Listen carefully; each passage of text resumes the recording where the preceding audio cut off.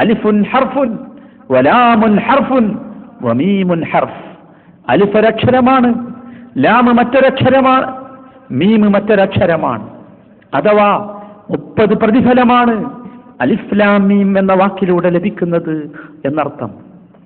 രണ്ടാമതായി നാം മനസ്സിലാക്കേണ്ടത് പരിശുദ്ധ മഹത്തായ പരിശുദ്ധ ഖുർആനിന്റെ സ്ഥാനത്തെക്കുറിച്ചുള്ള ബോധമാണ്. ആ പരിശുദ്ധ ഖുർആനിൽ വിശ്വസിക്കുക എന്നത് അനിവാര്യമാണ് മുസ്ലിമിന് എന്ന കാര്യമാണ്. കാരണം ഖുർആൻ ലോകരക്ഷിതാവായ അള്ളാഹുവിന്റെ കലാമാണ്. ആ ഖുർആനിന് മുസ്ലിമീങ്ങളായ നമ്മുടെ മനസ്സിൽ പ്രത്യേകമായ സ്ഥാനമുണ്ടാകണം, പദവിയുണ്ടാകണം, മഹത്വമുണ്ടാകണം. അല്ലാഹു സുബ്ഹാനഹു വ തആല അതിനാണ് അത് അയച്ചിട്ടുള്ളത്. നബി സല്ലല്ലാഹു അലൈഹി വസല്ലമ അതിനാണ് നമുക്ക് പരിശുദ്ധ ഖുർആൻ എത്തിച്ചു തന്നിട്ടുള്ളത്. മൂന്നാമതായി പരിശുദ്ധ ഖുർആനുമായി ബന്ധപ്പെട്ട് നാം മനസ്സിലാക്കേണ്ട കാര്യം ഖുർആൻ പഠിക്കാനും ചിന്തിക്കാനുമുള്ളതാണ് എന്നതാണ്. അല്ലാഹു സുബ്ഹാനഹു വ തആല 2 മഹത്തായ തത്വങ്ങൾക്ക് വേണ്ടിയാണ് പരിശുദ്ധ ഖുർആൻ അവതരിപ്പിച്ചിട്ടുള്ളത്. കിതാബുൻ അൻസൽനാഹു ഇലൈക മുബാറക് ലിയദബ്ബറു ആയാതി വലിയതദക്കറ ഉലുൽ അൽബാബ്. ഇതാ നാം നിനക്ക് അനുഗ്രഹീതമായ ഗ്രന്ഥം അവതരിപ്പിക്കുന്നു. ലിയദബ്ബറു ആയാതി, അതിലെ ആയത്തുകളെക്കുറിച്ച് ചിന്തിക്കാൻ. വലിയതദക്കറ ഉലുൽ അൽബാബ്, ബുദ്ധിയുള്ളവർ അവരുടെ ബുദ്ധി കൊടുത്ത് ആ പരിശുദ്ധ ഖുർആനിനെ കുറിച്ച് ആലോചിക്കാൻ. അപ്പോൾ തദബ്ബുറും തദക്കുറും, ചിന്തയും ആലോചനയും പഠനവും മനനവും, അതാണ് പരിശുദ്ധ ഖുർആൻ അവതരിപ്പിച്ചതിന്റെ മുഖ്യ കാരണം, ലക്ഷ്യം എന്ന് നാം മനസ്സിലാക്കണം. ഒരു മുസ്ലിം ഖുർആൻ പാരായണം ചെയ്യുമ്പോൾ അവനതിന്റെ ആശയം ഗ്രഹിച്ചുകൊണ്ട് അതിനെക്കുറിച്ച് ചിന്തിച്ചുകൊണ്ട് ആവണം പരിശുദ്ധ ഖുർആൻ പാരായണം ചെയ്യേണ്ടത്. നാലാമത്തെ കാര്യം, പരിശുദ്ധ ഖുർആനിനെ കൊണ്ട് നാം അമൽ ചെയ്യണം എന്നതാണ്. പരിശുദ്ധ ഖുർആൻ നാം പ്രാവർത്തികമാക്കണം. കേവലം പാരായണമല്ല നമുക്കാവശ്യം.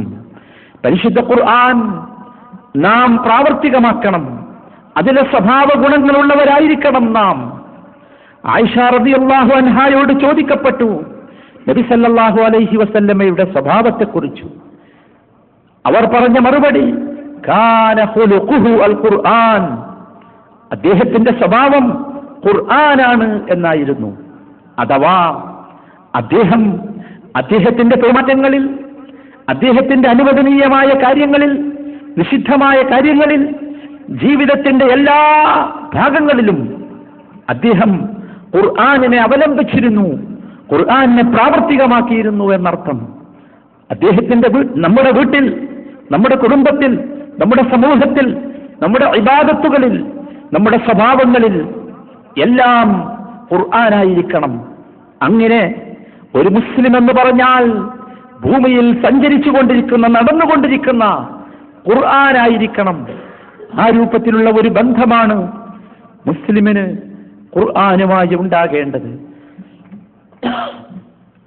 അഞ്ചാമത്തെ കാര്യം, പരിശുദ്ധ ഖുർആനുമായി നമുക്കുണ്ടായിരിക്കേണ്ട അഞ്ചാമത്തെ ബന്ധം ഖുർആനിലേക്ക് നാം മടങ്ങുക എന്നതാണ്. ഖുർആനിനെ നാം വിധികർത്താവായി സ്വീകരിക്കുക എന്നതാണ്. നമ്മുടെ എല്ലാ വിഷയങ്ങളിലും, എല്ലാ കാര്യങ്ങളിലും ഖുർആനിനെ വിധികർത്താവാക്കാൻ നമുക്ക് സാധിക്കണം. എന്ത് പ്രശ്നങ്ങൾക്കും പരിഹാരമായി ഖുർആനിലേക്ക് മടങ്ങാൻ നമുക്കാവണം.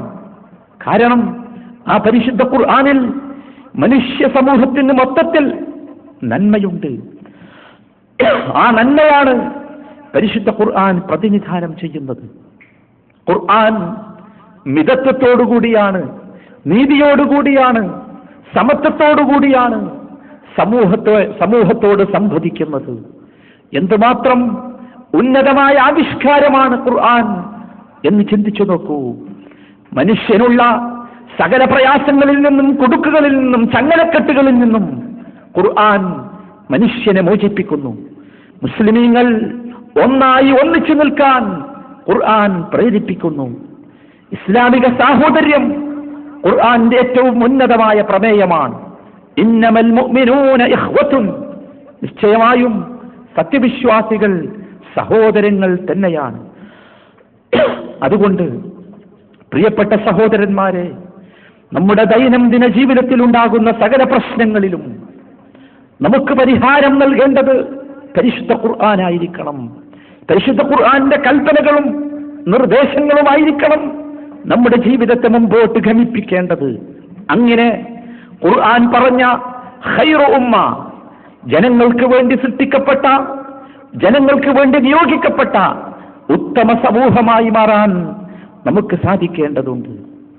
പരിശുദ്ധ ഖുർആനെ കുറിച്ച് ചിന്തിക്കുമ്പോൾ നാം മനസ്സിലാക്കേണ്ട ആറാമത്തെ കാര്യം, ഖുർആൻ നമുക്ക് നമ്മുടെ ശാരീരികവും മാനസികവുമായ മുഴുവൻ രോഗങ്ങൾക്കുമുള്ള ശമനമാണ് എന്നതാണ്. വനുനസ്സിലു മിനൽ ഖുർആൻ മാ ഹുവ ശിഫാഉൻ വറഹ്മത്തുൽ ലിൽ മുഅ്മിനീങ്ങൾക്ക്, സത്യവിശ്വാസികൾക്ക് കാരുണ്യവും ശമനവുമായി നാം ഇതാ ഖുർആനിനെ അവതരിപ്പിക്കുന്നു. വലാ യസീദുൽ ളാലിമീന ഇല്ലാ ഖസാറാ, അക്രമികൾക്ക്, പരിധിവിട്ടവർക്ക് ഈ ഖുർആൻ കൊണ്ട് നഷ്ടമല്ലാതെ മറ്റൊന്നും വർദ്ധിക്കാനില്ല. ഖുൽ ഹുവ ലില്ലദീന ആമനൂ ഹുദൻ വശിഫാ, പറയൂ നബിയേ, ഈ പരിശുദ്ധ ഗ്രന്ഥം സത്യവിശ്വാസികൾക്ക് സന്മാർഗം കാണിച്ചു കൊടുക്കുന്നതും ശമനം നൽകുന്നതുമാണ്. അതെ, പരിശുദ്ധ ഖുർആൻ ശാരീരികവും മാനസികവുമായ മുഴുവൻ രോഗങ്ങൾക്കുമുള്ള ശമനമാണ്. ആ രൂപത്തിൽ ഖുർആനിനെ സ്വീകരിക്കാൻ നമുക്ക് സാധിക്കണം. ഖുർആൻ ഉപയോഗിച്ചുള്ള മന്ത്രങ്ങൾ നബി സല്ലല്ലാഹു അലൈഹി വസല്ലമ നമുക്ക് പഠിപ്പിച്ചു തന്നിട്ടുണ്ട്. സൂറത്തുൽ ഫാത്തിഹ, ആയത്തുൽ കുർസി, സൂറത്തുൽ ഇഖ്ലാസ്, മുഅവ്വദതൈനി തുടങ്ങി നബി സല്ലല്ലാഹു അലൈഹി വസല്ലമ പഠിപ്പിച്ചതുപോലെ, അദ്ദേഹത്തിന്റെ സുന്നത്തിലുള്ളതുപോലെ പരിശുദ്ധ ഖുർആനിനെ ശിഫയായി കാണാൻ, ശമനമായി കാണാൻ നമുക്ക് സാധിക്കണം. അത് ഖുർആനിനോട് നാം നിർവഹിക്കേണ്ട ബാധ്യതയാണ്.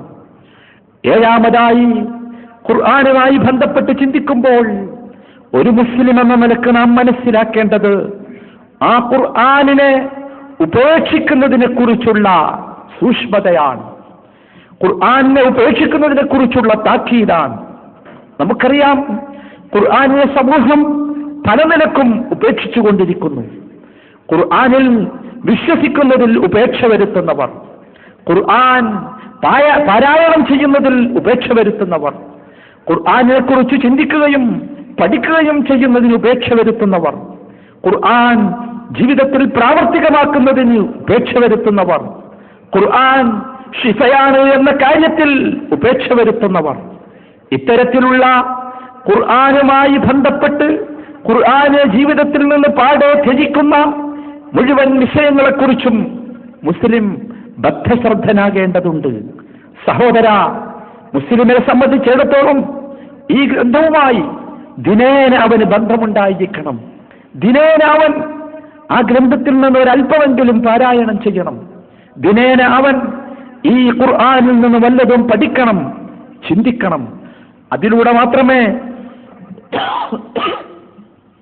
മുസ്ലിമിന് സമാധാനം ലഭിക്കുകയുള്ളൂ, ഐശ്വര്യം ലഭിക്കുകയുള്ളൂ. അതാണ് അള്ളാഹു പഠിപ്പിച്ചത്. അലാ ബിദിക്രില്ലാഹി തത്മഇന്നുൽ ഖുലൂബ്, അറിയുക, അള്ളാഹുവിനെ കുറിച്ചുള്ള സ്മരണ മനസ്സുകൾക്ക് ശാന്തി പകരും. എന്താണ് ഇവിടെ അള്ളാഹുവിനെ കുറിച്ചുള്ള സ്മരണ എന്ന് പറഞ്ഞാൽ? ഒന്നാമത് അത് ഖുർആനാണ്. ഖുർആൻ വായിക്കുകയും പഠിക്കുകയും മനസ്സിലാക്കുകയും അതിനെക്കുറിച്ച് അഗാധമായി ചിന്തിക്കുകയും ചെയ്യുമ്പോൾ മനസ്സിന് സമാധാനമുണ്ടാകും. അതുപോലെ തന്നെ അള്ളാഹുവിന്റെ ദിക്റുകളിൽ ഏറ്റവും ഉത്തമമായ ലാ ഇലാഹ ഇല്ലല്ലാഹ് മുഹമ്മദുർ റസൂലുള്ളാഹ് എന്ന ദിക്ർ അർത്ഥം മനസ്സിലാക്കി, ആശയം മനസ്സിലാക്കി ചൊല്ലുമ്പോൾ മനസ്സിന് സമാധാനമുണ്ടാകും. എട്ടാമതായി, നാം പരിശുദ്ധ ഖുർആനുമായി ബന്ധപ്പെട്ട് ജീവിക്കുമ്പോൾ അറിയേണ്ട പ്രധാനപ്പെട്ട കാര്യം, ഖുർആൻ നമ്മുടെ ജീവിതത്തിൽ നമുക്ക് മാതൃകയാകണം എന്നതാണ്. നമ്മുടെ നേതാവാകണം ഖുർആൻ. നമുക്ക് ഏത് വിഷയങ്ങൾക്കും റഫറൻസിന് വേണ്ടി ചെല്ലാനുള്ള ഗ്രന്ഥമാകണം ഖുർആൻ. കാരണം ആ ഖുർആനിലാണ് നന്മയുള്ളത്. നമ്മെ നയിക്കാൻ, നമുക്ക് നേതൃത്വം നൽകാൻ, നമുക്ക് നന്മ പകരാൻ പരിശുദ്ധ ഖുർആനിന് സാധിക്കും. മുസ്ലിമീങ്ങൾക്ക് മാത്രമല്ല, മുസ്ലിമീങ്ങൾ തമ്മിലുള്ള ബന്ധത്തിന് മാത്രമല്ല പരിശുദ്ധ ഖുർആൻ നേതൃത്വം നൽകുന്നത്, മുഴുവൻ സമൂഹത്തിനും പരിശുദ്ധ ഖുർആൻ നേതൃത്വം നൽകുന്നു. മുസ്ലിമീങ്ങളല്ലാത്തവർക്ക് പോലും പരിശുദ്ധ ഖുർആൻ നിർദ്ദേശങ്ങൾ നൽകുന്നു, പരിശുദ്ധ ഖുർആൻ ഉപദേശങ്ങൾ നൽകുന്നു എന്നതാണ് സത്യം. കാരണം പരിശുദ്ധ ഖുർആൻ അവതരിപ്പിച്ചിട്ടുള്ളത് നന്മയെ പൂർത്തീകരിക്കാൻ വേണ്ടിയാണ്. പരിശുദ്ധ ഖുർആൻ അവതരിപ്പിച്ചിട്ടുള്ളത് നീതിയെ സാക്ഷാത്കരിക്കാൻ വേണ്ടിയാണ്. പരിശുദ്ധ ഖുർആൻ അവതരിപ്പിച്ചിട്ടുള്ളത് ഭൂമുഖത്ത് നന്മ വളർത്താൻ വേണ്ടിയാണ്. പരിശുദ്ധ ഖുർആൻ അവതരിപ്പിച്ചിട്ടുള്ളത് സകല മേഖലകളിലും തുല്യനീതി കൈവരിക്കാൻ വേണ്ടിയാണ്. പരിശുദ്ധ ഖുർആൻ അവതരിപ്പിച്ചിട്ടുള്ളത് എല്ലാവിധ ദുൽമകളും അക്രമങ്ങളും ഉയർത്തിക്കളഞ്ഞ് മനുഷ്യന് മഹത്വം നൽകാൻ വേണ്ടിയാണ്. അതുകൊണ്ട് തന്നെ എല്ലാ നന്മകളെയും സാക്ഷാത്കരിക്കുന്ന, എല്ലാ തിന്മകളെയും തടയുന്ന ശക്തിയുള്ള ഒരു ഗ്രന്ഥമെന്ന നിലക്ക്, ശക്തിയുള്ള അധ്യാപനങ്ങൾ പ്രതിപാദിക്കുന്ന ഒരു ഗ്രന്ഥമെന്ന നിലക്ക് ഖുർആനിനെ ഇമാമാക്കാൻ, നേതാവാക്കാൻ, മാതൃകയാക്കാൻ, റഫറൻസ് ആക്കാൻ നമുക്ക് സഹോദരങ്ങളെ സാധിക്കേണ്ടതുണ്ട്. അവസാനമായി പരിശുദ്ധ ഖുർആനുമായി ബന്ധപ്പെട്ട് നിങ്ങളോട് എനിക്ക് സൂചിപ്പിക്കാനുള്ള കാര്യം, സ്വർഗത്തിലേക്ക് സഞ്ചരിക്കാനുള്ള പാത പരിശുദ്ധ ഖുർആനിനെ മാത്രമേ കാണിച്ചു തരാൻ സാധ്യമാകൂ എന്നതാണ്. ഖുർആനില്ലാതെ ഇസ്ലാമിനെ സ്നേഹിക്കാൻ ആർക്കും സാധ്യമല്ല. ഖുർആനിന്റെ അധ്യാപനങ്ങൾ ജീവിതത്തിൽ പകർത്താൻ